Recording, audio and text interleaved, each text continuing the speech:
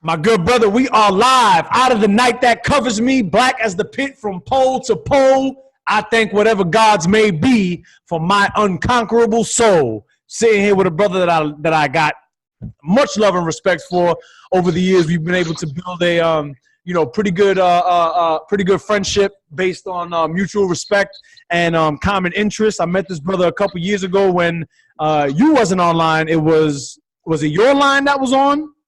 My line, yep. It was your line that was on. I had taken a trip to PA, right? That was in Pennsylvania? Yep. I had taken a trip over to Pennsylvania. Didn't expect for there to be a line there, but I just so happened to pop up, and I met this brother there, and we got to talking and building, and, we've been able to build a strong bond ever since. So, my brother, thank you for being on the show. Thank you for joining me today. I appreciate you, and, yeah, man, let's get right into it. Introduce yourself, man. What's your name? What chapter are you from, and what semester did you cross? My name is Dah-Vee Thompson. I'm from Chicago, from the Quiriguá chapter, founder and crossing spring 2014. Shout out to Quiriguá. Shout out to all the brothers and sisters of spring 2014. So Howard is your line brother? How's my line brother? So Howard from Yes, from LA. Yes, sir. Yes, sir. I thought you said Howard. Okay, yes, I got you, no doubt. So, and I got another spring 14. I got another spring 14 coming up as well. I'll keep it a secret, but spring 14 in the building representing heavy. Shout out to spring 14. So my brother Dah-Vee, man. So you come from the Quiriguá chapter. Shout out to your chapter. Shout out to all the bros from that chapter. I know a couple good brothers in that chapter. And by way of Chicago. So yeah, man. This is the show Upstanding Upsilons. I figured it would be a great opportunity to have you on the show just to talk a little bit about yourself and kind of put the work that you're doing out there on the platform. I respect the work that you're doing, wholeheartedly. We're both educators in the game, working with the young people, and especially your work as far as your bodybuilding goes and your personal mission and your life calling. So, I know you have some unique experiences to bring to the table. And with all that being said, man, yeah, let the people know who you are. You said you come from Chicago, so talk a little bit about that, bro. Life. Young Dah-Vee in Chicago. What was life like for you, bro? All right. So, like I said, from Chicago. I was born March 1st, 1995. It all started when I was born. One of the things was I had a valve or artery that wasn't clipped to my heart when I was born. And so the doctors had to cut through my back in order to clip that valve artery to keep me alive. This is as a baby? This is as a newborn baby? When I was born. Yep. Adversity from the jump, bro. What were your survival chances? Was it like a risky surgery? Were they confident that they could do it? I really don't know. Wow. That's crazy, man. How did you ever have conversations with your mother about this? You ever talk to her how she was feeling about her newborn having to go through this? Well, I mean, my mother already had 3 kids before me, so the first thing that she told me was she didn't really want a kid. My father actually wanted a kid, and so she always called me all the time her miracle baby because she really didn't want a kid. But I was on the brink of survival at birth. Wow. So you born into adversity. It's no stranger to you, man. So as you coming up, so you have siblings, and you're living with your mother and father as a young boy? Right now? No, as a young boy. So, after you're born and you're growing up. Up until 3rd or 4th grade, they got divorced, and I lived with my mother. So talk about that, bro. Talk about, you're coming up, and all this time you're in Chicago, right? Yes, sir. So, from what you can remember, were there any experiences that stood out to you as a young boy from coming up in Chicago? Because I spoke to Howard, Howard Robinson, for those that are unaware of the LA chapter, Spring 14 as well. And he's also from Chicago. And we got to talking about his experiences growing up in Chicago as well. So what was that like for you, coming up in this place as a young boy, from what you can remember? Were there any formative experiences that you had coming up in Chicago? I think my experience kind of differs from other people's experience in Chicago. One, I still think some of the stuff is just normal. I'm used to it. But 2, my father worked in politics, so we were kind of very well off. My mother worked in education as an administrative assistant or payroll clerk. And so my experiences weren't at the same as other people that lived in my community, whether they were walking to school, I was driven to school. up until my parents got divorced, and that's when I started walking to school. That's when I started taking the bus. And so my experience changed when my parents got divorced. I got you. Do you remember being like, you're like being a young boy and understanding what was going on with your parents? How did that affect you? I mean, all I knew, they were arguing. All I knew was someone got mad, and as I was in second, third grade, crying. As I got older, or once it happened, it affected me in a positive way that made me independent. And so I never looked at the divorce once I understood it as like this was an issue. But I've seen the positive effect it had on me, why it made my brother more dependent. And so I'm the youngest out of my family, but made my older brother more dependent because he got affected the most since he understood it at his age. Right. How much older was he than you at the time? If you Me were and my in brother third grade. 7 years apart. Okay, yeah. And So so he's he had an 31. understanding. He knew what was going on. He ever try to break it down to you, or you ever ask him any questions, or that was just what it was for you? It's just what it was for me. Yeah. I got you. See, I mean, both of my parents stayed together and are together to this day. You know what I'm saying? So especially when I deal with my students, and other folks that, have told me that their parents separated early on and things of that nature, I really can't relate. So it's just a point of curiosity for me to understand how the mind of a young child kind of processes that. You know what I mean? But much respect to you for being able to at least come on the other side, seemingly minimal damage. You know what I mean? Because a lot of kids are affected by that, as I'm sure you already know. I think as you get older, you see like your parents still in conflict. It's still in communication because you're in the middle. And I know there was a point in time where it was conflict where I wanted to live with my father. One, he was closer to the school. And two, I think there was just some things going on in my mother's house. And the way I did it, my mother didn't like it. And so she kind of said, like, so this is, in one sense, this is the shit that you leave me with, this photo of us, and say you want to live with your father. And that kind of changed real quick. As I got older, I stayed with my mother and understood why. But there was a point in time I did want to live with him because when it was like 2 minutes away from the school, right, my high school. Right. I got you. Damn. Well, listen, bro. So talk a little bit about that before we jump to high school. What kind of kid were you, man? Like all of this aside, what were you into growing up? Do you have any, memories or things that, you would think about, kind of, thoughts that you would chase and dreams that you had when you were a young boy coming up in Chicago, like middle school era, elementary school, anything that you can remember? As I was growing up, one, I think as a kid, you're always big into video games. So I was a video game hit up until. What'd you play, bro? What'd you play?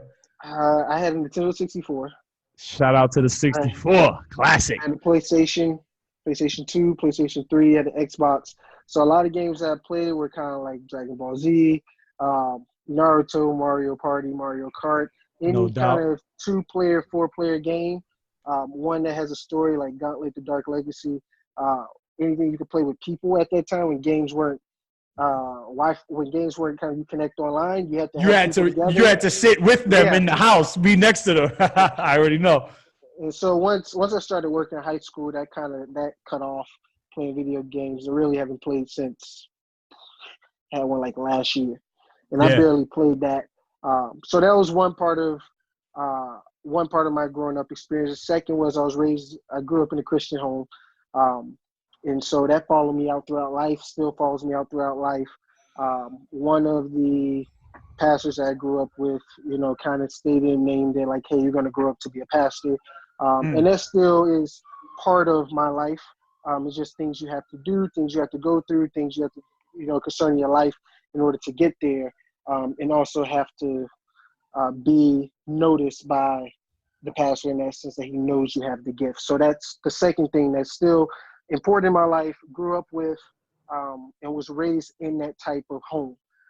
So were things very strict in the sense of, growing up in a Christian home and growing up in the church? Were things very strict for you at home? Like there were certain things that you just could not do, could not say, or, what was that? Because let me tell you mine, right? So my mother was a was a church girl in Spanish Harlem growing up, but that wasn't forced on me and my sister.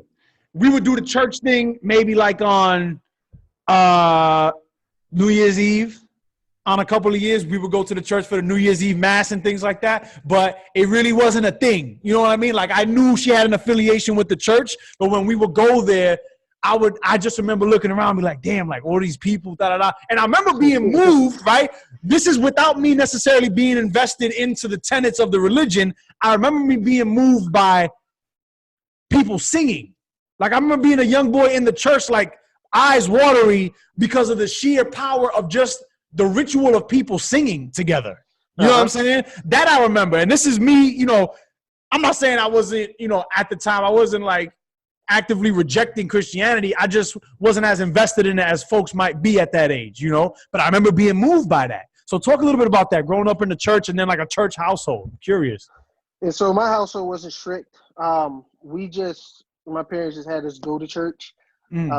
As I've gotten older, I've delved in deeper and deeper. So by the time I got in about 7th or 8th grade, it became an importance in my life. And it followed me out through high school, and to the point where my attitude is the way it is about myself, where it was more prevalent when I was in high school. In my friend group, people knew. That get talked about because I used to want to talk to people about Jesus in high school. But that made me build an attitude of I really don't care what you think, because one, you know, you're only important in my life as a friend, but outside of that, you're not my wife. You're not doing anything for me that's going to support me in life, nor are you paying my bills. Right. And so it caused me to have that attitude of I really don't care. So you developed this mentality early on. Yeah. Was it on your own, or were you getting that game from like other adults in your life, or did you have people around you, or that was just something you formulated on your own? This sense of, you know, security of self kind of thing. On my own. Because I walked through that into freshman, sophomore year of high school. So I transferred schools after freshman year. And so I already had a friend group from the swimming team. Yeah, they make jokes and talk about it. They did, but over time, it's just I learned not to, in my phrase, not to give a shit. And so that carried me throughout life, even into college. But that's also, you know, because of my background with Christianity, that's also why I went to Indiana University of Pennsylvania in college, because I went there every year for a Christian conference. Shout out to IUP. Yo, so like, what were some valuable things that you gained? You know, drop some universal knowledge on the people that you gained and continue to gain from being affiliated with this with the Christian religion, right? Drop some jewels, bro. Like what are some things that the average Joe, religious or not, can take from this religion to improve his station in life and improve on his, you know, spiritual state and mind state? Even the dude that says, nah, I don't affiliate with no religion. Cool, no problem, no doubt. What jewels can your spiritual center offer the viewership? So in Christianity, right, there's non-negotiable things you have to believe in, and no matter which Christian sect that you're in, whether it's Catholicism, Christianity, these are one of the core tenets that you have to believe in to be named or you be defined as what we would call a believer.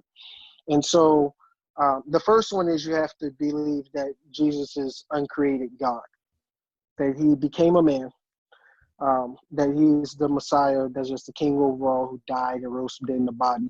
And so Christians believe that the Son is God along with the Father and the Holy Spirit, and that the Son out of the Trinity is the only one that became a man. And so when we talk about Christian living, the Bible only deals with Christian living really with those things I just stated. Like these are things you need to believe. So if you ever want to live in holiness, you have to think, you have to live, you have to kind of state in your mind all the time that who this man is. And so that is what the Bible really calls a secret to what we call piety, what we call sanctification, is that God became a man. He's the Messiah who died and rose from dead in the body. Mm. Now that may sound simple, and also maybe like, well, that's not telling me how to do anything. And so with Christianity, it's not really we always say it's not a belief system where it's based off what we call eternal life or heaven, based off what you do, but it's based off what you believe. Mm. Okay, And so I got you. So this is what I would call, because I've researched other religions over time. In high school, delved in Christian apologetics. In high school, it's really the only belief system that tells you have to believe something in order to be, in Christian terms, safe, and that you can't lose it regardless of what you do. Mm. So the brother that might be watching, right, who doesn't affiliate, doesn't necessarily believe that, can he still gain things from the doctrines of Christianity? Oh yeah, Is there still wisdom to be gained from these doctrines? yeah. Anybody can. Like when it says, when the command is give to those who ask of you. Well, Say that again. Say that again. like when you deal with the commandment that just says give to those who ask of you. Give to those who ask of you. Meaning what? I mean, there's not any stipulations with it. Like if someone asks you of something, you just give to them. And so when you look at giving from a Christian standpoint, it's kind of like when you give to someone, something's going to come back to you, whether material or not. Mm. But the commandment is just saying to give, Mm. regardless if that person is a crackhead, regardless if the person is homeless and trying to use the money for cigarettes and not for food. Like Right. it doesn't, or where the person is not homeless and playing homeless, right? It Right. doesn't really matter. Like the person's asking you to give, and so people do it all the time. People take things from Christianity and live it all the time. Even people that think that they're Christian because of an emotional decision or they had an emotional experience, and they live what we would call good all the time. Okay, I got you. See, that's what I like looking for. I like looking for like those kind of jewels across all religious systems, across all the world. You know what I mean? Like give when someone asks something of you. This idea of selfless giving or giving without expectation in return. I could rock with that. Or like mercy. Mm. Mercy is the biggest thing. It's one of the top things in Christianity. It's like give mercy to people, just because you have been given mercy as well.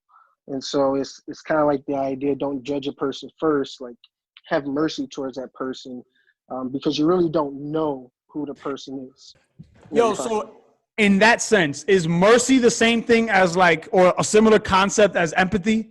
Like when you meet somebody for the first time, not judging them, like you said, because I really like what you said about not judging somebody for the first time because you don't know their whole story. And I feel like that's a lot of what happens, especially we're gonna bounce around, but especially in education with some educators that I see kind of passing judgment on the students, even after 1 or 2 weeks of working with them, it's like, yo, you don't know their full story though.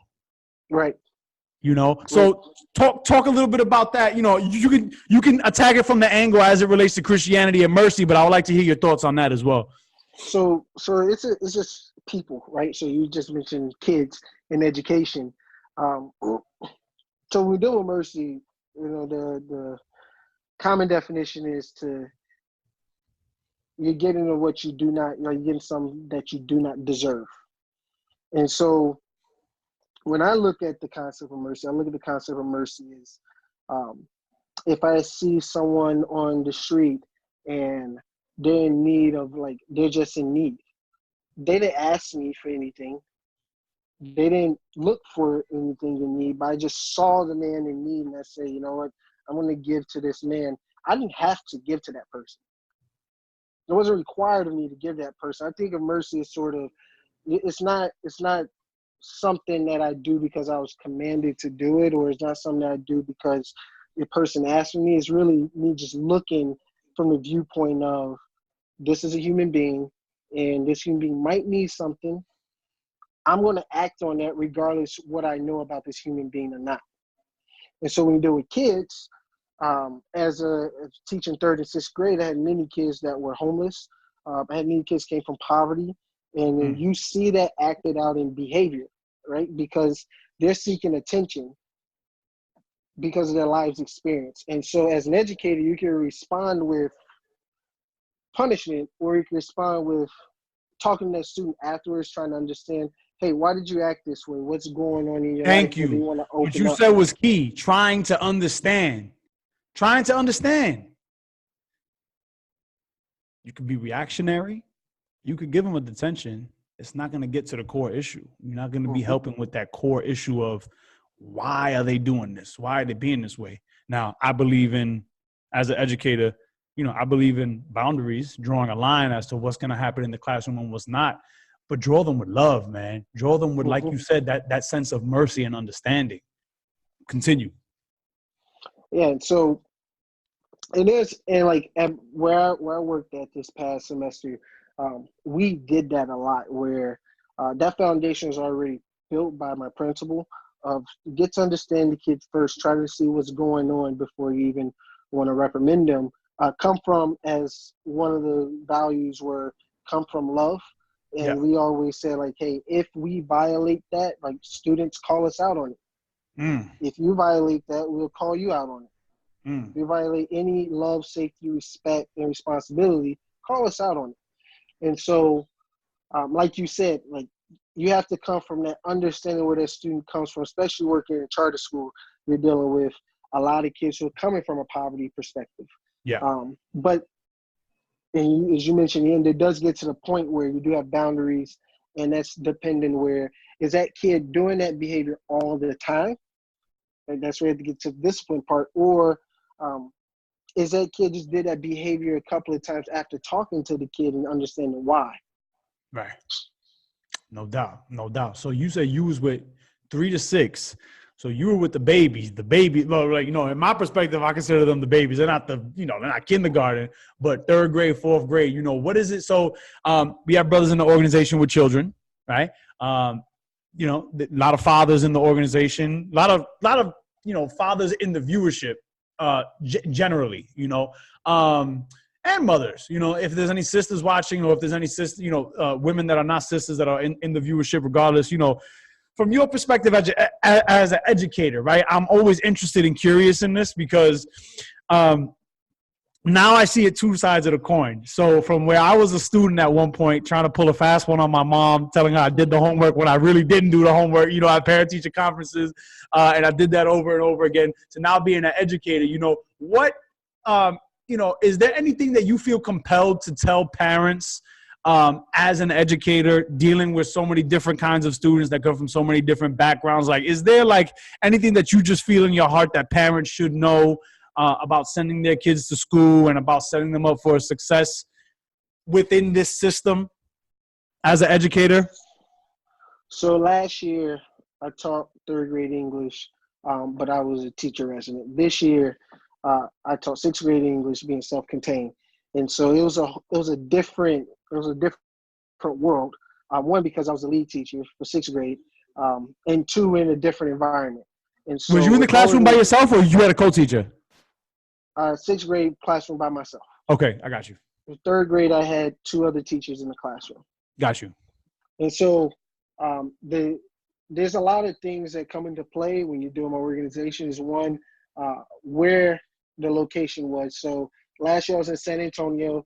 You're dealing with South Texas, where you have a lot of people migrating from Central America or Latin America. And so since my school is very ran in a sense of a militant style, you have immigrants come in and bring their kids in with a promise of 100% college, 100% going to and from college. They would do anything and follow any rules in order for their students to, or their child to be successful. Versus moving to Dallas, Fort Worth, Texas, being up north, you're in a whole different environment where that system really doesn't work. Along with you have many parents who are not immigrants and were actually born in the United States. And so they think differently than those who are. No doubt. And so when I've one of my biggest things teaching sixth grade when I was talking or dealing with parents and talking to parents was just parenting generation has changed. Where personally I've seen it, I have talked to parents personally where sometimes the children may be coddled. And so, for example, I had a parent tell me for Thanksgiving break that the work was too much when it was just a 4-box character setting problem solution in a book that's only giving you a half of a page on each page. Right. And I had to read like probably 60 pages over Thanksgiving break. And so I just told the parent, I said, hey, this is possible. We've done it in class before. It's only 4 boxes. She has to just state the characters, the settings, what the setting is, what is the problem, what is the solution. And she's only reading really, if it's 6 pages, you're only really reading 30 pages. So one thing I would tell parents is, one, good thing that parent is get involved in that child's life. 2, let your kids struggle. Let your kids struggle. Because the more time you don't let your kids struggle, you're putting them in obviously we have a generation that's changing, but we're not having really a government that's changing. And so you may have a generational change, but you're not preparing that child for life that is to come in the society. So let's build on that for a second. I'm so glad you said that, right? Because I'm that's the square that I stand on wholeheartedly. In fact, I may even take it to like the super extreme because I'm a father. I'm a father of a little girl, and when you said let your kids struggle, sometimes I just be like, I'm to the point where I'm like, nah, cook your own breakfast. You're gonna figure it out. You know what I mean? It's all with love, though. It's all with love. But I stand on that as well. Letting your children struggle and kind of just, I think, and I have empathy for a lot of people that may not want to go that route, especially if you're a parent that comes from nothing but the mud and like the most difficult struggles. Like you never want your children to go through that. So I have, I got a lot of empathy for that. But my thing is like, life is going to serve you lessons regardless.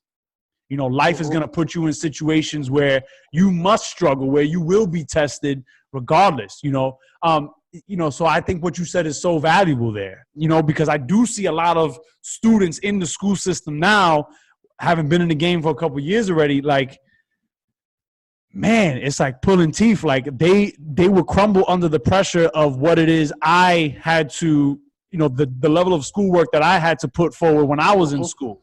And I'm sure our parents said that about us when they was in school. I mean, I don't want to say I'm sure, but, I come from parents who were the children of Puerto Rican immigrants who came over here, didn't speak English, you know what I mean? Did the factory job thing. So my parents had no choice but to grind.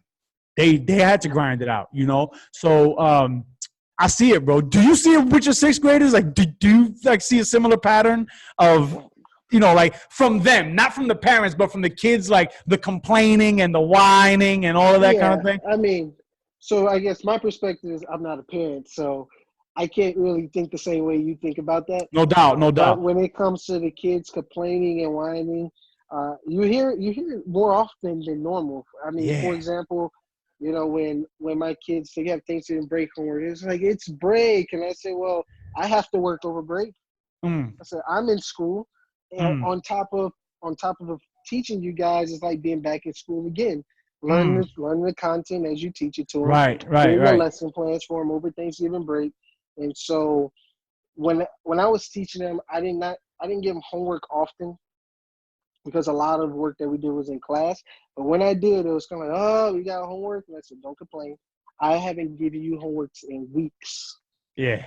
And now I'm giving you homework. Don't complain. Yeah. And so, I mean, it's kind of natural, like for certain things.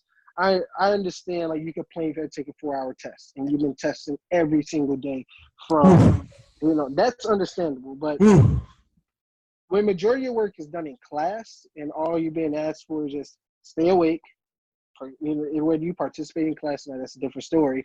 But at least write what I'm writing on the board. Yeah. You can at least do that. And so I've seen a lot of kids, and not to be negative about it, but I've seen a lot of kids that can complain, that can be lazy, you know, and that are legitimately tired because of what time school starts, right?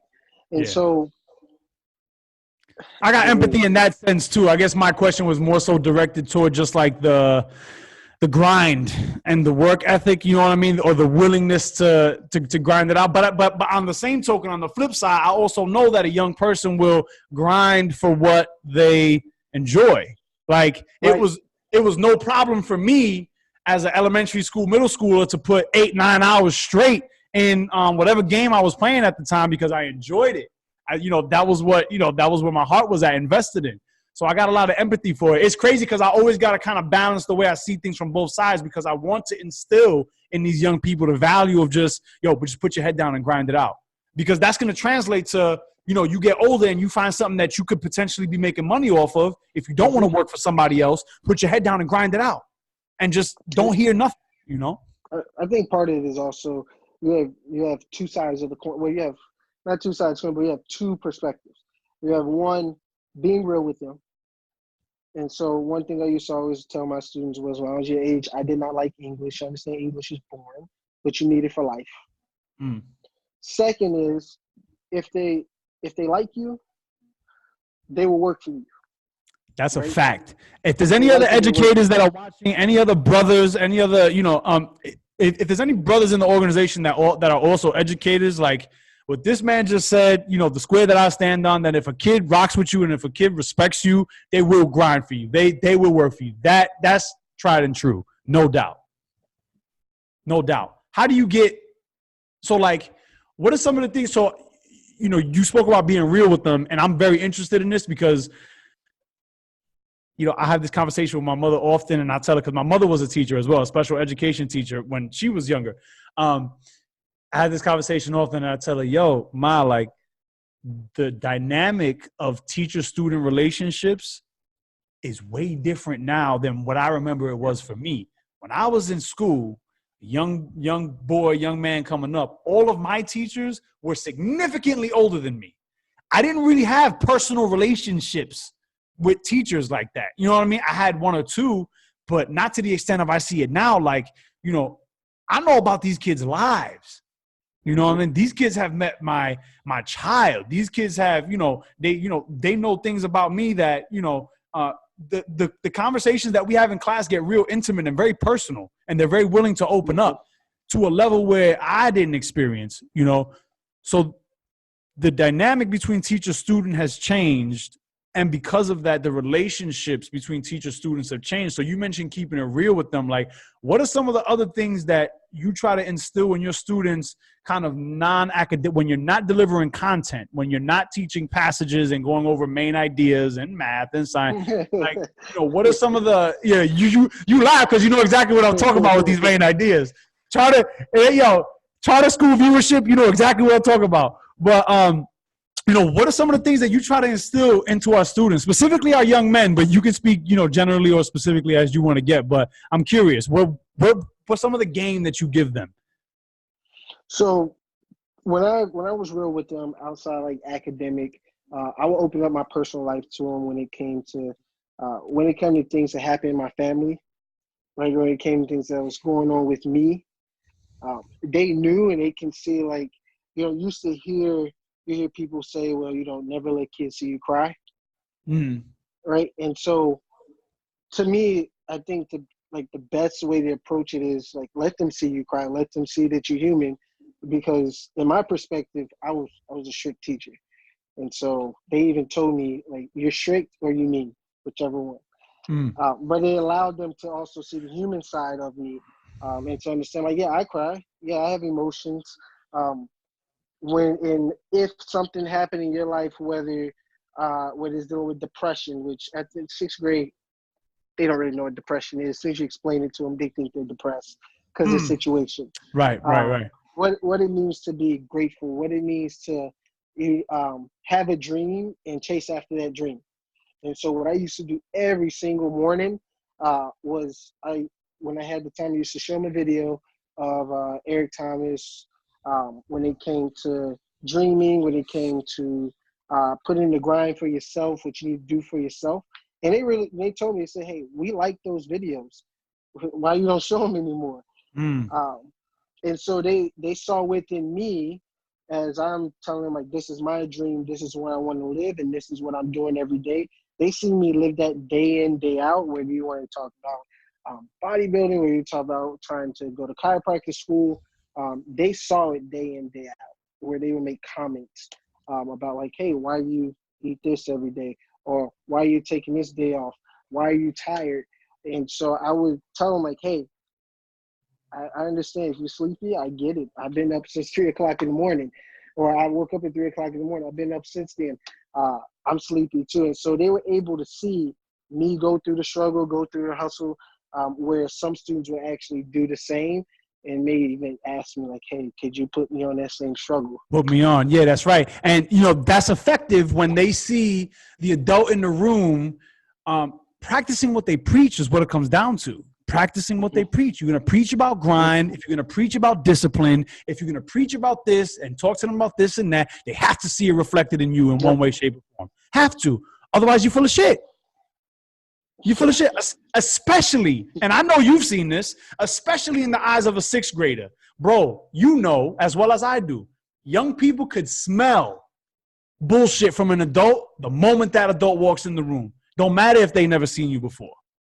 They have that ability to tell, and it just makes everybody's lives easier, especially if you're honest. Like you said, let them see you cry, AKA being vulnerable and being honest about your shortcomings. That opens up, doors into the lives of these young people. They just want to be heard, bro. And what they have to say is valuable. What they have to offer is valuable, their perspectives. I stand on that. I stand on that. What they have to say is valuable. But it requires you don't go in there, no, I'm the boss, I run the show. Like, yeah, you do, but like the true mark of a leader is how well he lets the people he's leading lead, in a sense. Yeah. You know what I mean? And I think you understand, coming from a charter school perspective. Like you said, they have disciplines in place. They have systems that you go by. And I would even say, you mentioned that comment. One of the hardest things for me was coming from that last year and trying to create that balance in sixth grade, just because, you are observed. You have leaders in your room all the time. And it was more easier for the teachers that came in from a public school to build those relationships, because they're not coming in with already being in the system. And so by the time I got to sixth grade, being in the system and the advice that was given to me, that hindered some of the relationships being made, because, like I said, I was like seen as a strict, mean teacher. Right. So when it came to talking to me and opening up, some kids did, but it was more students talking to this teacher's been teaching in public for 10 years, just moved to charter. Right. Yeah.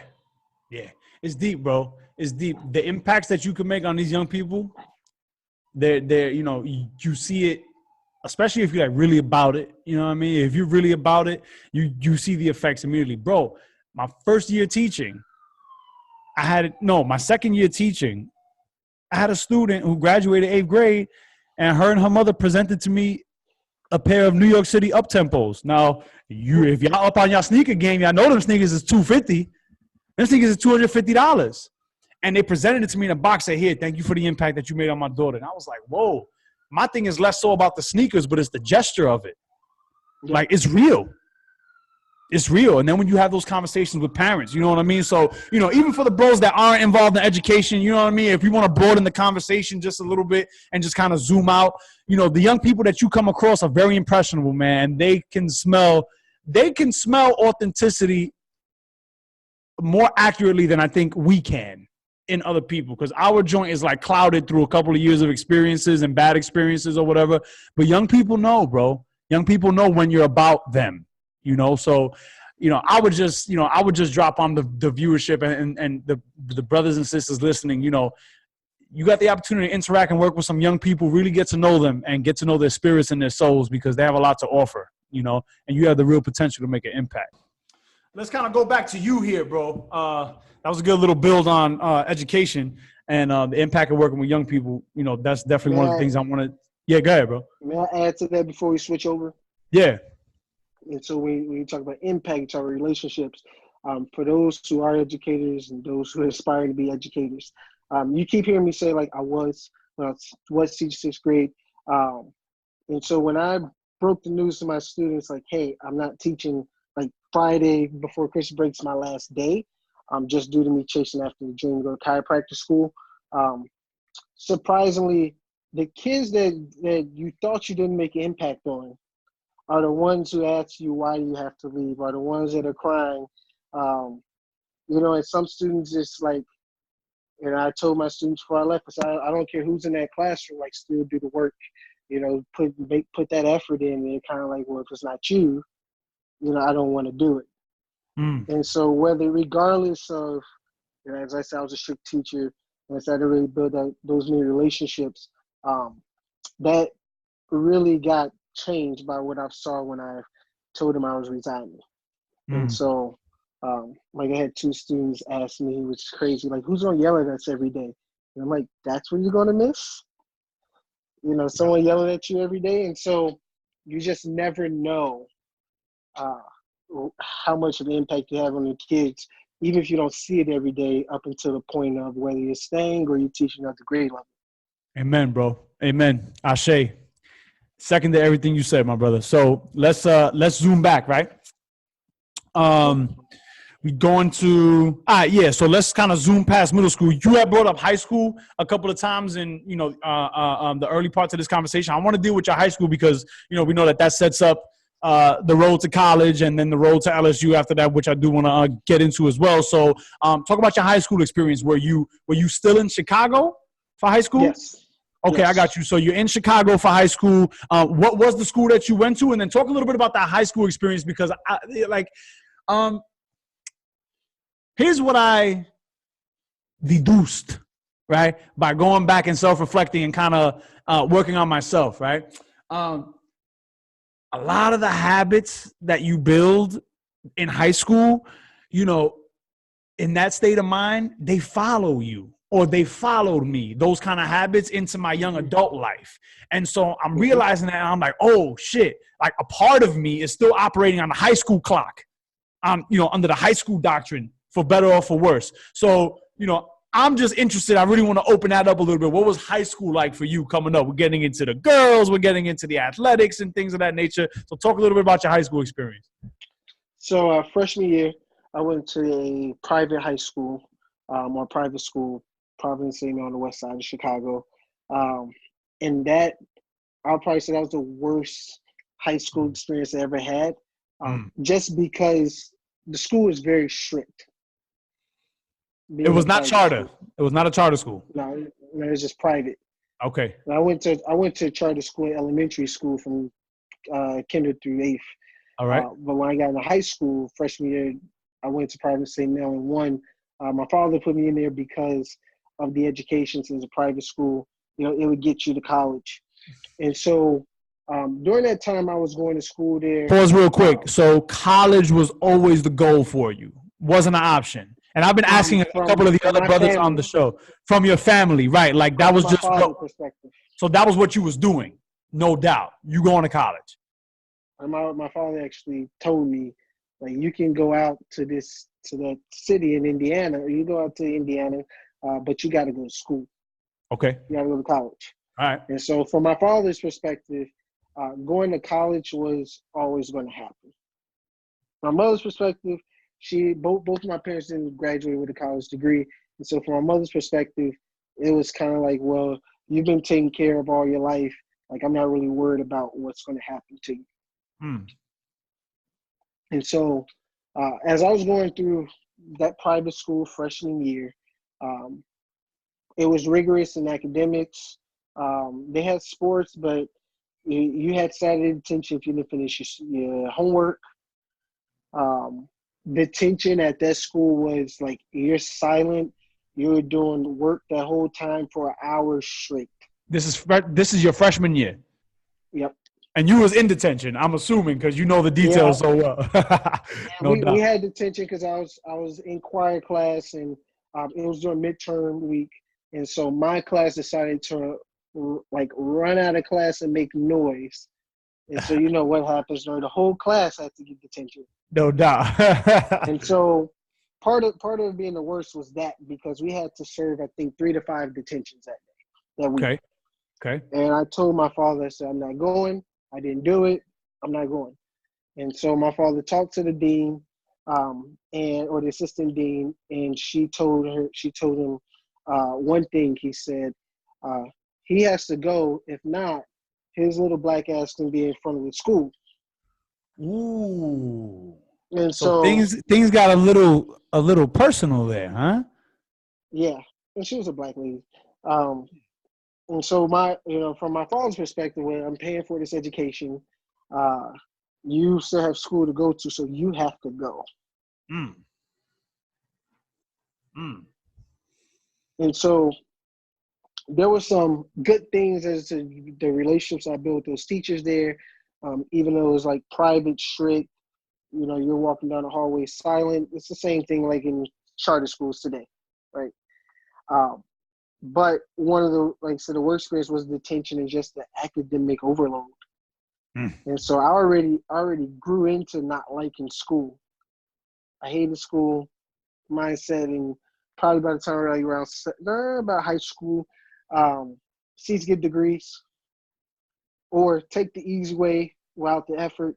Yep. And so I took classes that I already know I was good at. I didn't have to put much effort in. Oh, so you got to English choose was your schedule in high school. You were choosing your classes not at that freshman point. year. Not Okay, I freshman got you. year. Okay, When I transferred to Kenwood, which is a public school, I was able to choose my classes. got Now, you. the All great right. thing about the private school experience was that it set me up sophomore year where everything was just easy. Yeah, yeah. And so let me backtrack. And so when I was in high school, I was in a relationship with someone that I was going to school with.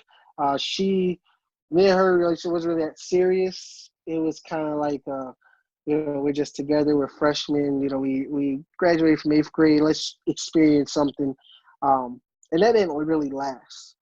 And so I was just more of the kid that just didn't, like I said, I grew up not caring, just going through that experience of being talked about because I was kind of like this Jesus boy. Yeah. And so my main focus, my main concern was really that what they called me was being a Jesus boy. So by the time I went into public school that sophomore year, uh, my life was consumed by church, school, swimming. So you was on the swim team, or you was doing swimming like outside? I was on the swim team. Got you. Okay. And so that's where that was my core friend group because we were at practice every day together. We did a lot of things together, where it was in the morning, where it was like at lunch, we always hanged out together. It's just sort of just being around that environment.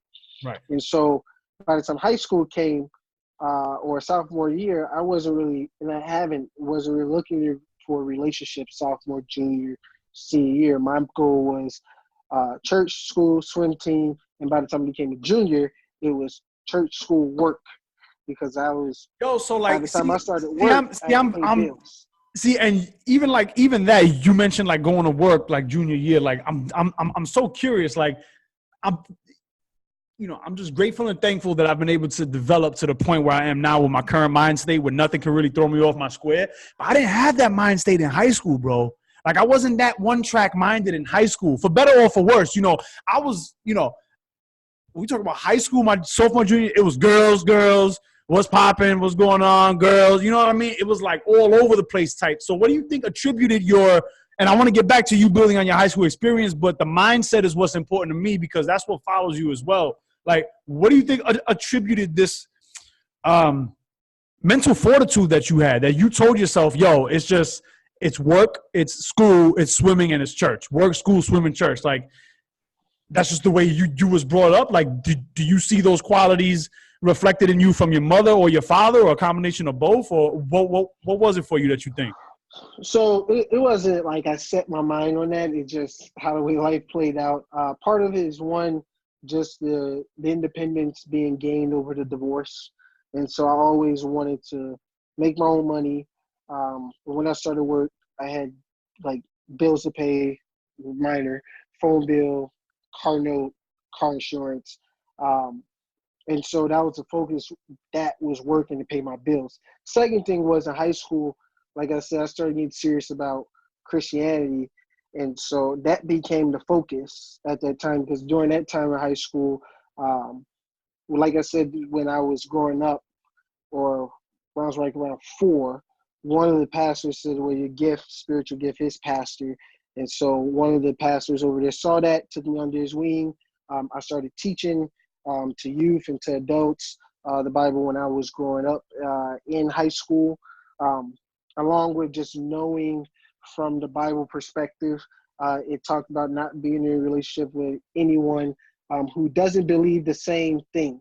Right. And so by the time I was in high school, I didn't care, because if you didn't believe the same thing, well, then I'm not about to be with you.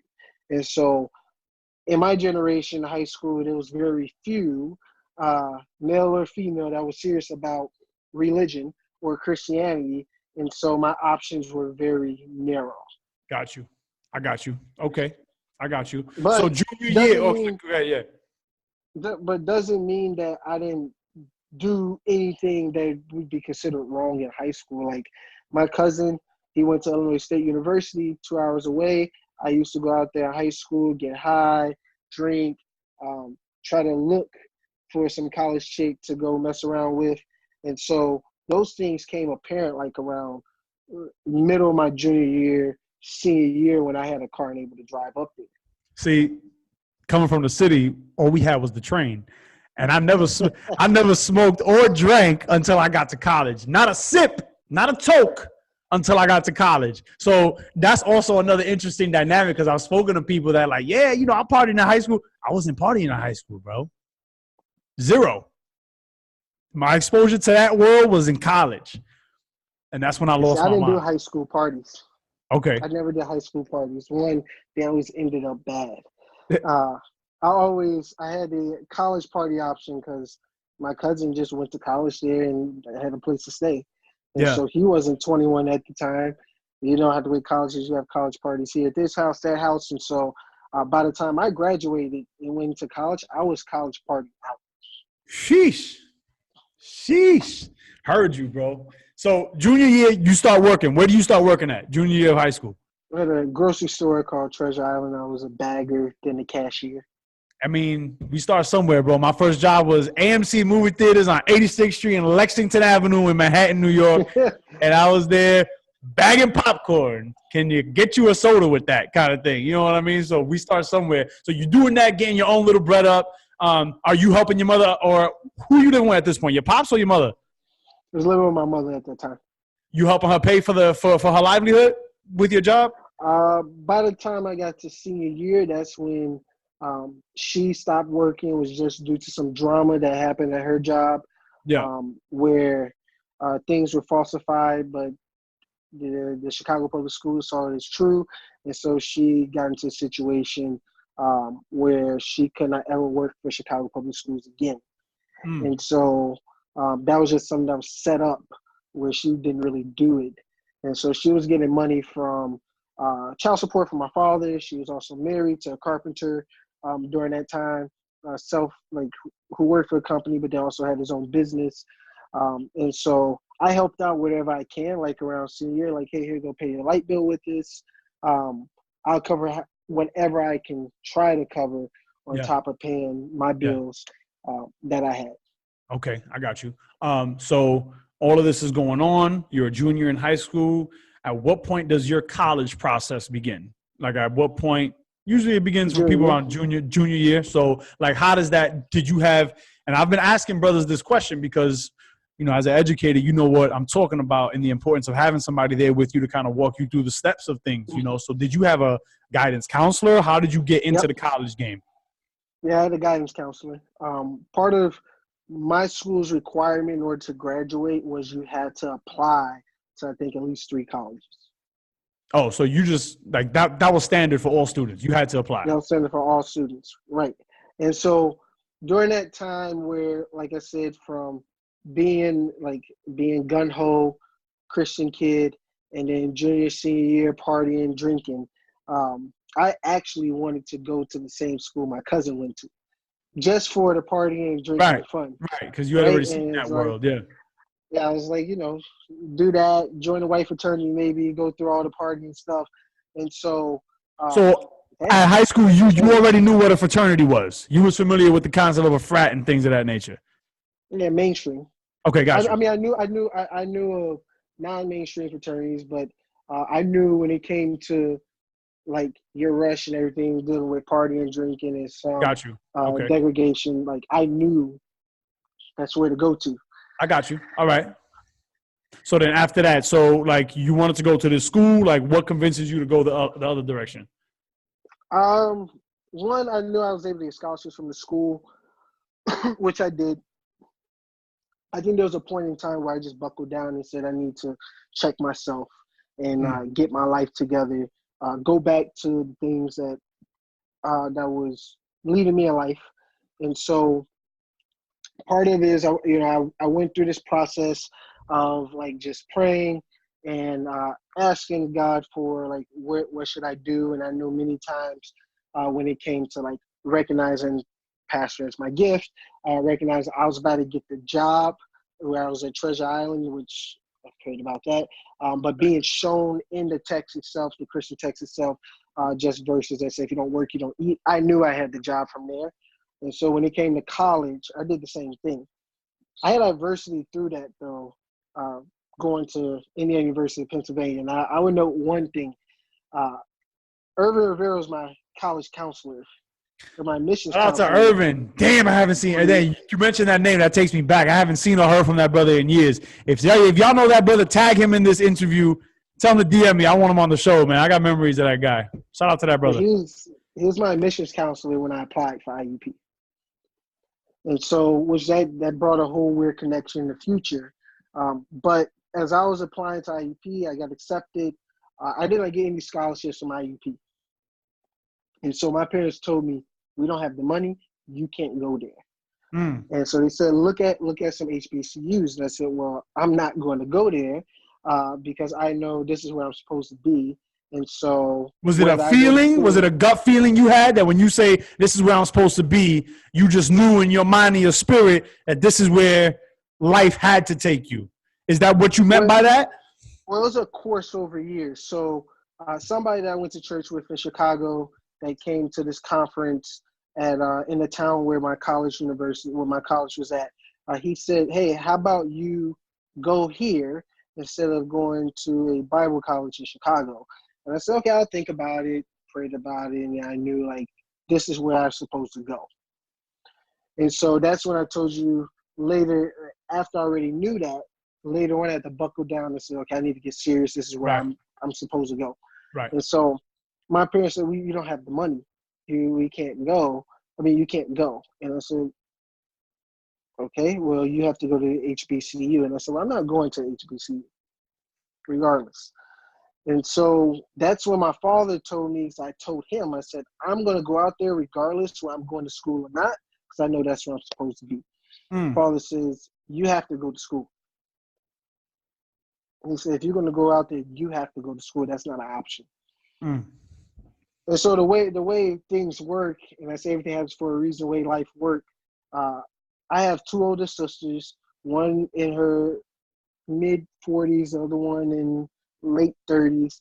Them and their husbands came together and said they would actually pay for my college tuition, on top of the financial aid that I'm getting. And so they committed to pay for it for like the first 2.5 years, 3 years. Wow. After that, like I came up with the money. My grandmother and mother helped, came with the money to be able to pay for the rest. But it just shown, since I already knew that's where I was supposed to be, when we're dealing with all the confusion and the worry of how you're going to pay for it, you can't go. It was my oldest sister that said, well, he should go where he wants to go. And so we'll come out and help. Shout out to your sisters, man. And that's how I got to IUP. Sheesh, bro. So that happens. They drop that bomb on you. They're going to be paying for some of the years of your education. You get to IUP. Is it a different world for you? What No. was the transition like for you? So like for me, the transition wasn't a different world because I already knew people from the church I was visiting every year for a conference. And so I already had a family or a support system already out there. Got it. And so that was the main reason why I went to the school, was because I know this is where I'm supposed to be because of the church. And so the transition was actually fairly easy for me versus other students. They probably like, this is a whole new world. Okay, I got you. And so once again, my life bounced back to school, church, school, church. Were you involved in any athletics or swimming when you got to IUP? Nope. Okay, Nope. I got you. It was just school I and said church. I would never do swimming again after my last year swimming during junior year. Got you. Okay, cool. Why? Were you injured or you just let it go? I just hated it. I got you. I hated swimming. I got you. No doubt. So your NIUP is school and church. So then how the hell do you get mixed up in this crazy stepping and strolling and showboating fly poppy organization that you're a part of today? Like, what was your introduction into LSU? How'd you get put on? So I was taking an introduction to dance class. And one kid that I was in class with, he was an interest associate for LSU. And so he said, "Hey man, me and we're cool." He was like, "Hey Now man, is this your freshman year? Yep. Okay. My freshman year. It was actually my first semester, my freshman year. Oh wow! All right, cool. And he was a roommate of one of my line brothers, and so he invited me, and I said, I will check it out, but I won't join. Okay. What was there a reason why you were like steadfast and like, I'm not gonna join? Like, what was that about? You didn't want to be part of like something. You didn't want to. I mean, I don't know. I don't want to guess for you, but what was that about? Why did you say I didn't want to join? I think because my mindset of fraternities were, which is just not like where I talked about the mainstream, but still like included, like you have drinking, you have the sex thing, you have all these other things going on. That at the time, I would say I really did not care for. Okay. And so I said, I'll look at it, I won't join. Went to a meeting, and surprisingly, I introduced myself to Irvin. Irvin was like, "I know you." I said, "No, you don't." He's like, "Yeah, I'm Irvin Rivera." I said, "Oh shit, that's my admissions counselor." Who at the time you didn't know was affiliated with LSU. I did not know that. You just knew that he was my admissions counselor. That's it. That's funny. So what was that interest meeting like for you? Were you like hooked? Were you like, eh? He did the interest meeting. And so when he did it, when I first got there, was I hooked? Not really. As he continued on, there were two things that were important to me as I was looking at the interest meeting. One, because I knew I was in college and I went through this procrastination and went through like not really caring about education. I knew my family was paying for it, so academic excellence was key because somebody's paying for it. Yeah. The second was, I always believed this growing up, was when I saw the three faces of a Latino, I already knew that before coming into play. Right. And then at the same time, I've coming from the other background, like I also saw that as well as the three faces of a Black person. And so when I saw those things, I said, I like what I see. It won't hurt to be a official interest for the organization. Okay. All right. That's dope. So you become official interest. Do you go that was by chance? Yeah. Like, so this is just based off of you taking that class. That was the last interest meeting. That was by chance. And normally you're supposed to do two. Oh, okay. I got you. So one of my line brothers was like, "Hey, like, you say interest?" I was like, "Yeah." He said, "Well, come like be an associate." I said, "Well, I can't because it's not only had one meeting." He was like, "Man, come over here. We'll go talk to Irv." Yo, let me take this quick phone call real quick, bro. Give me 1 second. Hello. Spam. All right. So, associate, it was supposed to be 2 interest meetings, but it ended up just being 1. Yep. Okay. I got you. So then what was it after that, or how soon after that did you say, you know what, I'm going to do this? I think for me, I just had a mentality of it wouldn't hurt to be an associate. I say, I already been through the associate process. It won't hurt to pledge. Yeah. Yeah. I got you. So you did it. You crossed. You become a brother. This is your freshman year. You become a brother? Yep. While the rest of my line brothers were juniors. So you was the only freshman in a line full of juniors. Who's in your line? Shout them out. You have John Diaz, he's the ace. You have Jose Ponte, who's the number 3, and you have Eric Solar, who's the number 4. Shout out to those brothers. So you cross. You become a brother. Were you the founding chapter at IUP? Yes. Who's your cacique? Mark Quesada. Mark Quesada. Shout out to Mark.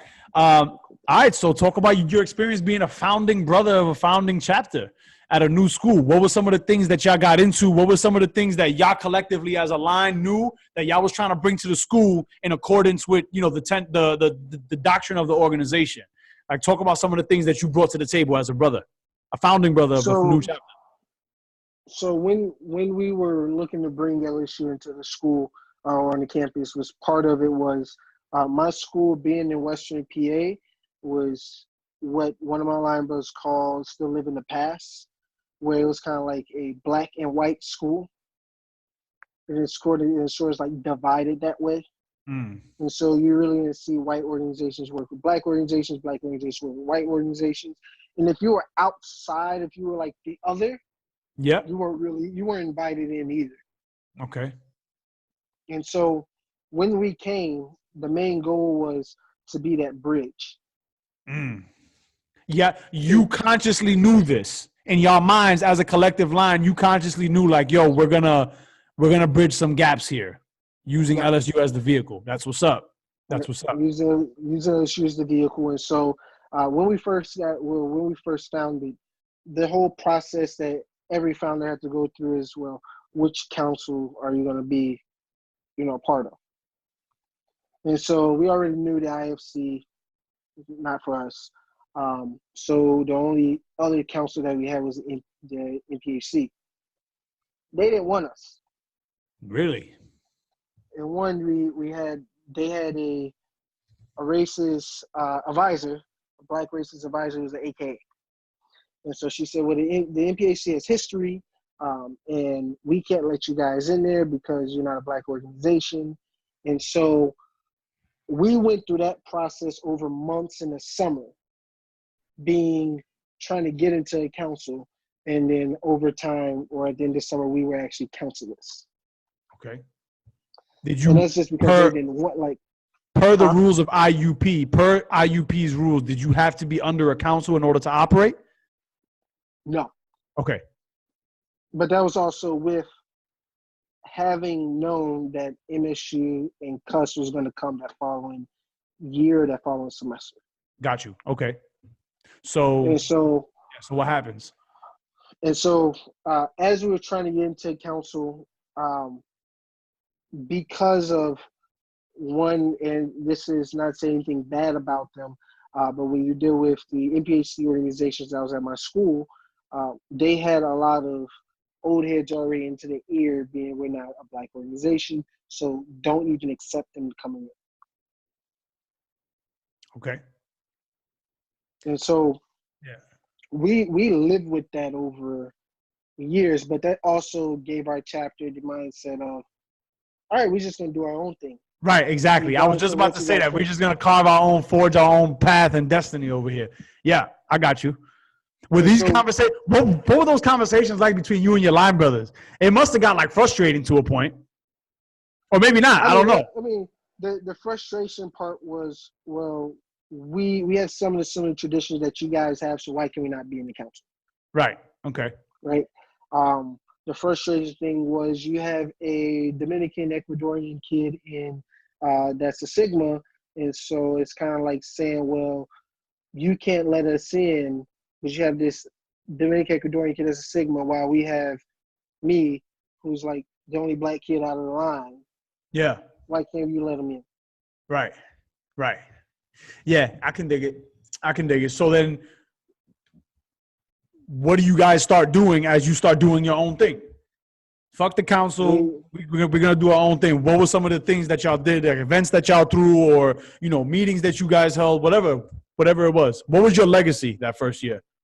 So one thing we did was we said, you know what, we're gonna work with the organizations who want to work with us. So we had some black fraternities that we were already cool with, that we worked with. So we had some Sigmas we were cool with, we had some Iotas we were cool with.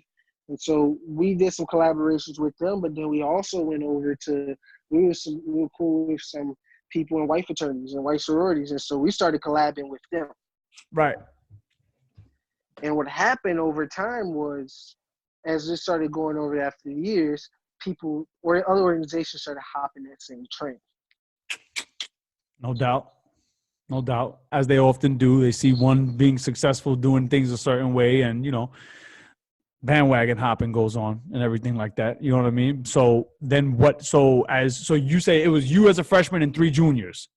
Yep. So they still had an entire year. So what would you say? What would you say was? Is your chapter still active? Yes. Active brothers on campus right now? Yep. That's what's up. Shout out to those brothers. So, what would you say is the legacy of the Quiriguá chapter at IUP? If you as a founding brother of the chapter could kind of sum it up, what did you leave behind?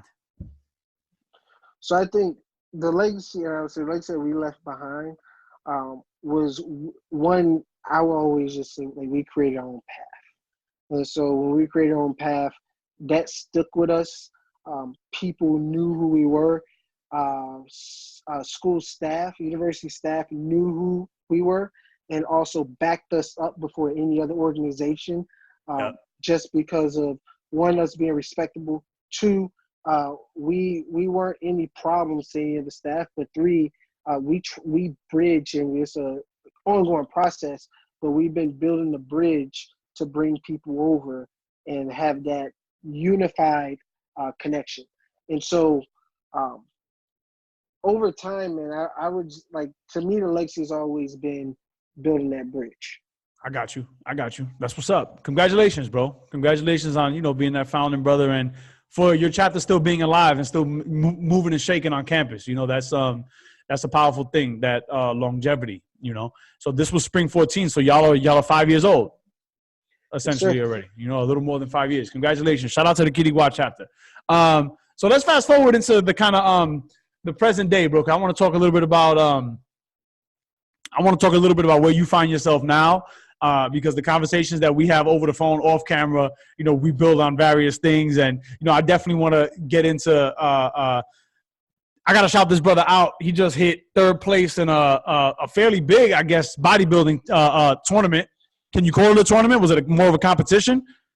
Competition, no doubt. Competition. Right? So, where do you go from graduating IUP to now finding yourself on this road of bodybuilding and chiropractic school? Talk a little bit about the work that you're doing now. So that actually there's history behind that. Yeah, I'm sure. So I always say everything happens for a reason. So when I was my senior year of IUP, I decided that I wanted to teach, just because of being at LSU, seeing people of color in college get academically dismissed and not have the support that they need when they come into college. I said, I want to be that change, to be able to be that parent away from home and support them. Yeah. So I started applying to schools in every other state. Plan was to stay in Pennsylvania, particularly in Western Pennsylvania. Didn't get hired. I applied for school in Arizona, had an interview, didn't get hired. And so then I applied for Idea Public Schools. And then I got hired with them along with a master's program that I was a part of. Interestingly enough, the executive director knew my father from Chicago politics and knew my sister from Chicago education. Mm. And so it just goes back to connections. And yep. So they say your network is your net worth. Yep. And so when I graduated, I was not planning on going to Texas. That was a curveball for me. And so I moved to Texas, lived in San Antonio for a year, teaching 3rd grade. Over that time, I told myself when I graduated, I was going to get back into the gym. Started going to the gym. I'm a very social person, so I started meeting people. So there's like a lot of people in San Antonio that I know. Some people that I would even consider Now family. let me pause you there, brother. So when you said you was gonna get back into the gym, you wasn't doing this for bodybuilding purposes. This was just to keep you active, fit, and healthy, looking good, kind of thing. Okay, got you. Continue. So I started getting to the gym, and so I started meeting people. And in Texas, I mean, it's hot, so nobody, like, no one has anything else to do except to lift and go to work. Okay. And so in San Antonio is like a big, I don't want to call it a big hub, but almost everybody in San Antonio lifts. They A, power lift, or B, they bodybuild. All right. And so it's just being around that environment got into bodybuilding. And there was this one guy who I was cool with at the gym, and he was in the military. And he said, hey, you're saying you're thinking about bodybuilding. I have a coach. He doesn't really charge much. And I said, okay, well, let me know who he is. Tell me how much he charges. And that got me connected to my coach to start bodybuilding. Okay. What prevented me was just pricing at first, because a lot of coaches were expensive. Okay. So when I found my coach, I said, when you moved to Texas, you were already in the school. Like you were already in the swing of things. Yep. Okay, I got you. I was already working. I didn't get interested in bodybuilding until May, or didn't get hooked into it until May. That was starting my process of bodybuilding. Was it like I'm curious because I be watching what's that shit called? Generation Iron on Netflix. You know what I'm talking about? Generation Iron and the Pumping Iron documentaries and all of those kind of things. And I'm curious, like, what hooked you in? Was it the camaraderie of having other men kind of, engage in the same activity? Was it a want to kind of push your body to the outer limits and see how far you could take it? Like, was it a combination, something different? Like, give me an idea of your mindset into the world of, for you, For world of bodybuilding for me. So first, when I moved to San Antonio, I started getting to powerlifting. Powerlifting is just you're lifting heavy. You're trying to always improve in the weight that you pick up. And so there was one day that I already have my body stiff, it's tight, so I have some bodily issues I see rehabilitation therapists for. There was one day you see that rehabilitation therapy? Okay, got you. Yeah. And so there was a time where I was lifting, I was bench pressing, and my body said, if you bench this, you about to mess up your shoulder. I said, okay, I'm done with powerlifting. You knew in your mind that was the signal that your body was giving you. Yeah, because I felt it. I already had a nerve pinch. I felt it. Yep. And so I stopped with it. Still were lifting over time, doing my own thing, started getting into like a body recomposition, was just you having maintenance calories along with trying to cut down fat. And so I thought I knew what I was doing, really didn't know what I was doing. Like I said, talked to someone who at the gym who I knew. We're still cool today. He was in the Navy with my coach, and he said, hey, you're thinking about, because I always thought about doing bodybuilding, just expensive. The coach, he said, well, hey, here go my coach. This is how much he charges. Hit him up. And so I hit him up, told me his prices, and I said, okay, I'll go with you. Now, over time, prices change just because of things have changed. Yep. Not being an independent coach anymore, now being under somebody else's brand, and like prices have changed. And so in May 16th or May 19th, that's when I started my bodybuilding journey as of being on a diet. Got you. Okay. And would you say that requires more discipline? This is a discipline. This is a discipline. Anything that anything that we engage in and do over prolonged periods of time, dedicate energy, focus, and spirit to, is a discipline. Was the diet more of a discipline than the lifting, or was it pretty much equal? Was hand to hand for you? The diet. Bro, because I'd be eating. Bro. You know what I mean? Like, so I already know based on another conversation we had, and you can get into it. Like, what's the structure of that diet, bro? What's that like? And so I didn't have an option that some of my coaches, athletes did have. He threw me on a fixed diet when I hired him. And so a fixed diet meaning the same thing. You eat the same thing every single day. Day in, day out. Day in, day out. Now, what that means is some food might be pulled, some food might be added. But if you're talking about from May to now, I was eating the same thing for 8 months. And what were those things?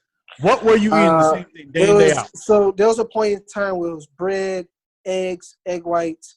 But you know why I asked, bro? Like, here's the deeper reason, and I want to hear that list again, and I want you to give me like the meal by meal. But the reason why I ask is because this is the same kind of thing that I talk to my students about. And the viewership, as far as our brothers are concerned, that may want to achieve a goal, but don't understand the discipline that it takes to acquire, to attain, to manifest. Can't just wish for shit. You can't read about push-ups. Right. You got to do the push-ups. Right. You understand? So I ask to give the viewership and the listenership a better idea of this is the nitty-gritty. This is what they call the grind. Eating the same thing day in, day out to achieve a certain result. Now, for you, your certain result is, the bodily results, being able to push your body to the limits and do more than what you did the previous day. So, that's your goal. But I just ran into a student the other day, one of my old students. He's a junior in high school now. And he's like, oh, yeah, I'm recording music. And I said, bro, you got no kids. You have no relationship. You got 2 parents that support you. You should eat, breathe, shit, and sleep your music. You know what I mean? If this is something that you really want. So that's right. I ask about your diet and your menu really because I've heard this before. I've heard you tell me what it is before, so I know it. But just to give the viewership an example of what it is that needs to occur if you're really about these dreams that you claim to be about. And so for me, and it's the same thing that happened with LSU. When I put my money into something, I'm getting the full investment's worth of it. Right. That's the other part, the financial aspect of it, right? And so if my money goes there, I'm doing it. Right. And so when I started with my coach, he had me, and there was certain ounces and weighings for it, but he had me like on bread, eggs, egg whites. He had me on chicken, Brussels sprouts, rice, almonds. Then it was like chicken, almonds, asparagus, rice, and then it was steak, avocado, potatoes, and protein. And so over time, like I was still eating some of that now. About within a month, my bread for breakfast was gone. Okay. Within July, some of the measurements of my rice was gone. Okay. Per your choice? No. Okay. Per my coach's instruction. I got you. And so as time moved on, there started to become less and less food as you get closer to the competition, just because you have to be at a certain body fat. Yep. Weight doesn't, for us with my coach, weight didn't really matter, is what you see in the mirror. So you have to be a certain body fat. There's certain things you need to remove to get there, which cause you to be tired, hungry, and angry. Now, was there a point in time where I was tired of the food? Yeah, and a month into it, like from June, I was tired of it. I said, hey, I want less of the food. I really don't want to eat it anymore. It just feels like I'm a machine, just eating the same thing. Yeah. So June and July, I was tired of it. And then I took my ex-girlfriend out on a date in July.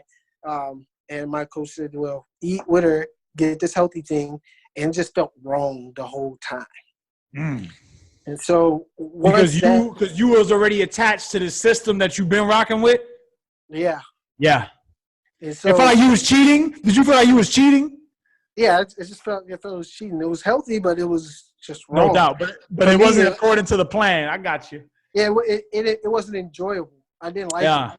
And so I told my coach that this feels wrong. It wasn't enjoyable. I felt bad the whole way. And he said, well, because it is wrong. After that happened, the switch went on into my mind and said, hey, I want to eat. I want my food again. I like my food again. And I really just want double of my food. Mm. And so over time, through the process I was going through, I was eating the same thing, but sometimes food was pulled. My training plan changed within 2 or 3 months of starting with him. And then my training plan stayed consistent up until I was done competing. Okay. And so the discipline that it required was, one, getting over like you eating the same thing every single day. Doing the same thing every day, right? Got you. Right? So, you know, I have a question for you, bro. What is it that kept you going? What is it that kept you going? At any point, you could have been like, yo, fuck this. You know, I'm good. Besides the money, you know what I'm saying? Like, and I understand totally the money part. You know what I mean? Like, I get that. But was there something like deep within you? Was you trying to prove something to yourself?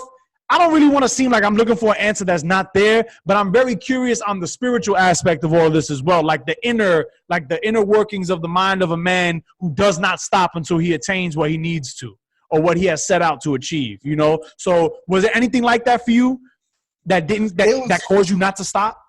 It was just the goal. Like, I actually wanted to step on stage, wanted to look a certain way. And so that was part of the goal, but also seeing it as a building to a career. And so currently I'm working on a personal training certification, so I can start doing what my coach is doing with me, with other people, along with the chiropractic thing, that all like fitness, nutrition, and rehabilitation therapy or chiropractic therapy all goes into play together. And so I looked at it as a building of a portfolio. Got you. And so for me, my result was whenever I start training people, whether it's online or in person, I have the results because you can see it from me doing 2 competitions and what my body looks like. Right. And so it wasn't just. Hey, you see how that's funny, how that ties back into our conversation about education when a teacher tries to teach without having done what they're preaching. Like, this is the same concept. Like, you can't be training people. You can't be coaching people unless you've put yourself through it. Right. Unless you've done it, you know? Shout out to you, my brother. Shout out to you for that. And so I just looked at it as a building towards career because there's just one day last year I woke up and said, hey, employee life isn't for me. And getting back into the fitness world, it took me back to what I switched my major to in sophomore year was exercise science. I wanted to do it. It was just I wasn't going to graduate on time. So I switched my major back to business. Got you. Okay. And so moving to Texas, when I talk about it being curveball, a lot of things happen. If I didn't move to Texas, none of this stuff would have happened, nor the people that I've met. And so over time, like the bodybuilding provided me like an environment of, I have a coach who's very successful with what he's doing. He's also working as well, just for the hell of it. I met my rehabilitation therapist in San Antonio, who runs his own therapy business.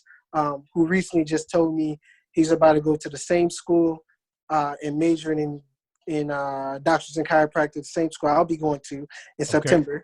All right. So you do start in September. Yeah, I started in September just because he told me he was starting in September. We graduated at the same time. Nice. And so he already has experience. I can learn from him. He's one who introduced me to chiropractic and the idea of it. And then that just connected me to my posing coach who runs 4 companies. Phew.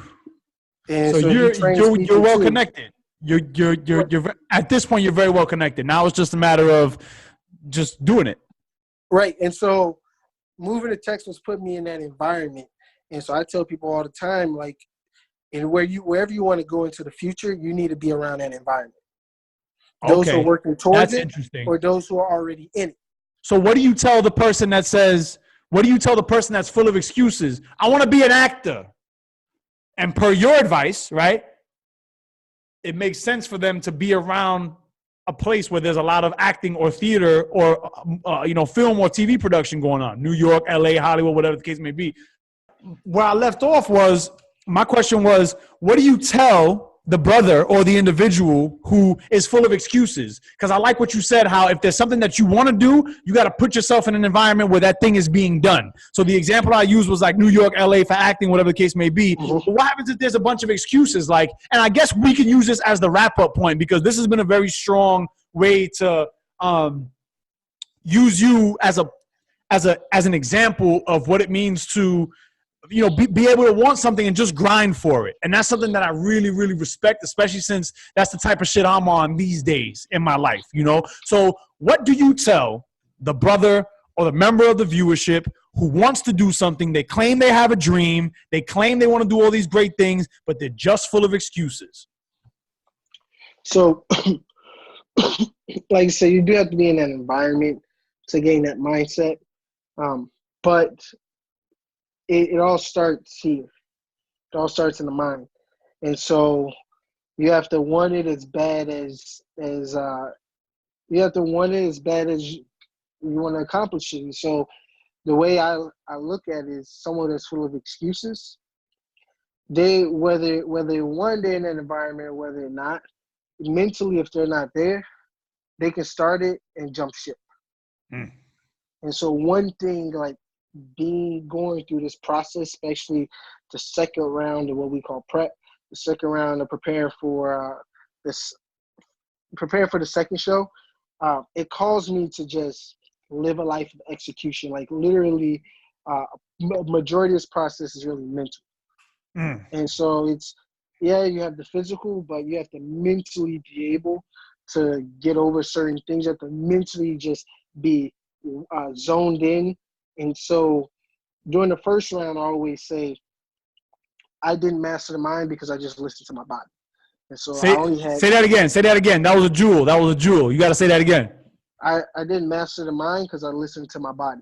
And so part of my process only ate 4 times a day. With that, majority of my carbs were already gone. And so there were times in the morning where 5 in the morning, I ate all my food for the day. I didn't have no food for the rest of the day.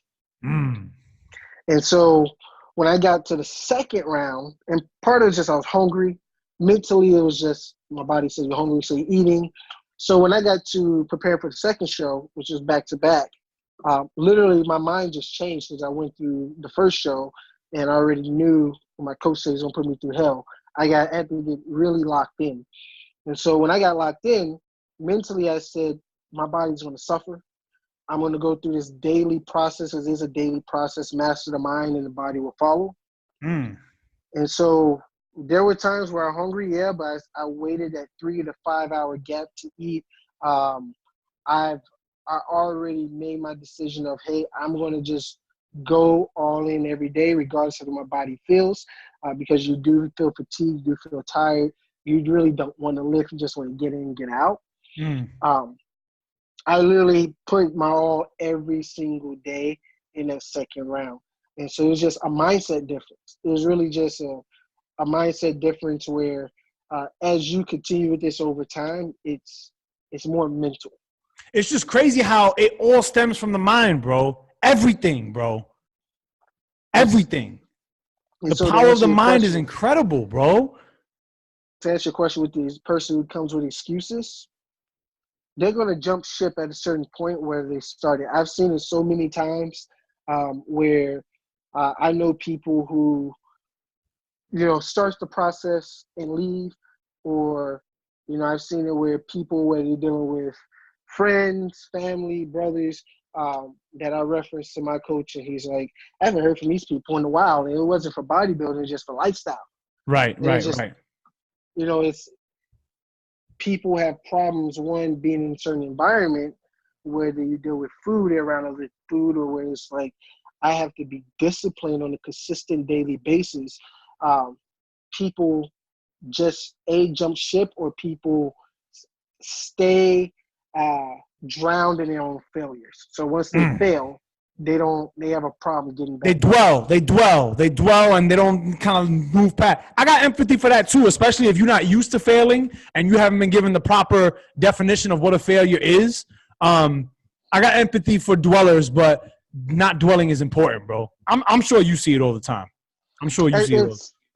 And I understand it. Like you messed up one day of the week, so you throw off the rest of the week, which turns in the rest of the month and turns in the rest of the year. But it's because you already allowed the guilt to ride you. And so I'm the type of guy where when I was going through it, I'm like, fuck, I messed up. And so my coach was like, it's okay. I said, I know, but fuck, I wanted to be perfect and mess up. I didn't want to mess up. And so when I failed, it didn't stop me from doing what I want to do because one, it's a sport. It's a sport. And just like any sport, you're going to fail some days. Yeah. And just like any sport, you have to improve. But the best thing about this sport to me is it's up to you. It's not a team effort. And so you determine your growth, you determine your setback. You know, if you want to be, and you mentioned this, because I was going to tag on this, you mentioned this about eating. Like, if you want to eat like shit for the rest of the week, that's up to you, but you're not going to really grow much. Right. It's when you eat clean, you know, you grow.